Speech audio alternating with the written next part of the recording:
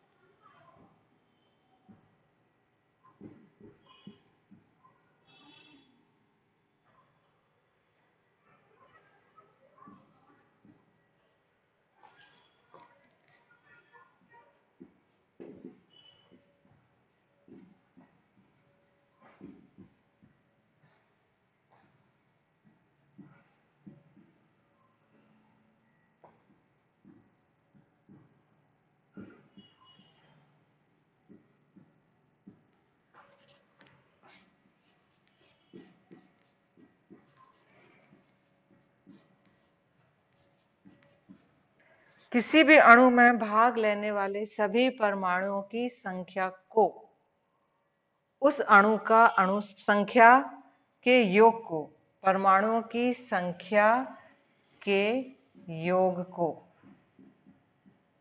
हम उस अणु का अणुभार कहते हैं। तो उदाहरण देखिए आप, जैसे पानी का एक अणु, पानी का एक अणु है ये जल।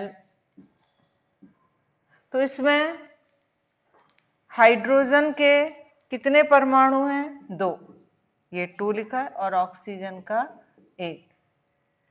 तो हम देखेंगे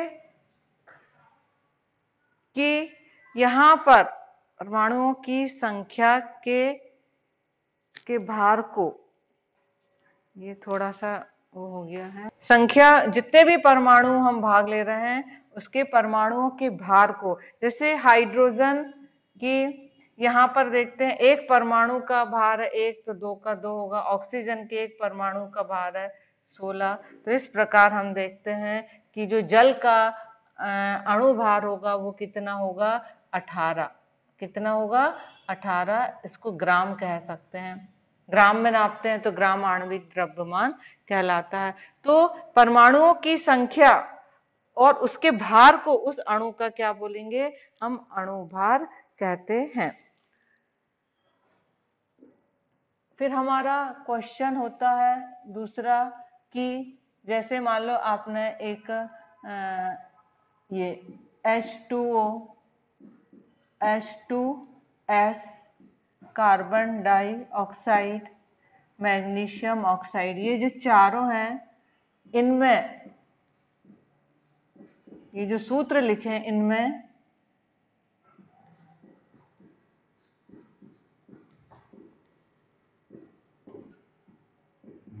परमाणुओं की संख्या बताएं।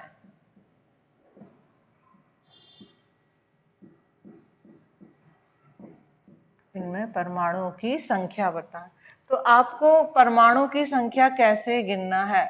जैसे 1, ये 4, पहला है H2O। H2O में कितने परमाणु हैं? परमाणु, प्रत्येक अणु परमाणुओं से मिलकर बना है। तो यहाँ पर हम देखेंगे हाइड्रोजन के 2, इसके नीचे, और ऑक्सीजन के आगे पीछे कुछ नहीं लिखा तो यहाँ पर कुल कितने परमाणु हैं? 3। 3 परमाणु हैं। 3 कैसे हैं? हाइड्रोजन के 2, ऑक्सीजन का 1। इस प्रकार ये कितने हो गए? 3 परमाणु। दूसरा है H2S। इसमें कितने परमाणु हैं? तो आप देखोगे हाइड्रोजन के कितने हैं? 2, सल्फर का 1। इस प्रकार कितने परमाणु हो गए यहाँ? 3। इनको आप जोड़ दीजिए तो इस प्रकार ये 3 परमाणु हैं। तो आपको परमाणु गिनते आना चाहिए। तीसरा है कार्बन डाइऑक्साइड।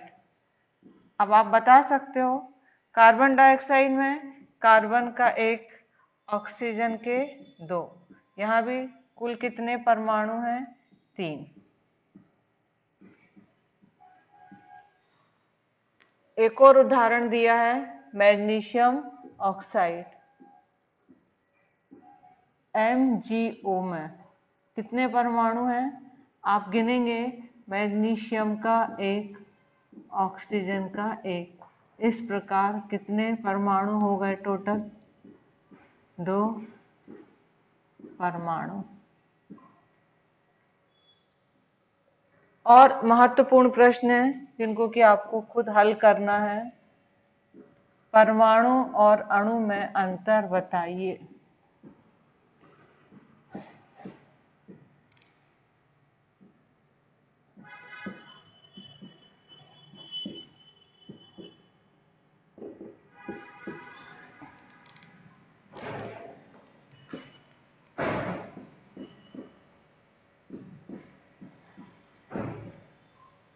धन्यवाद। होगा।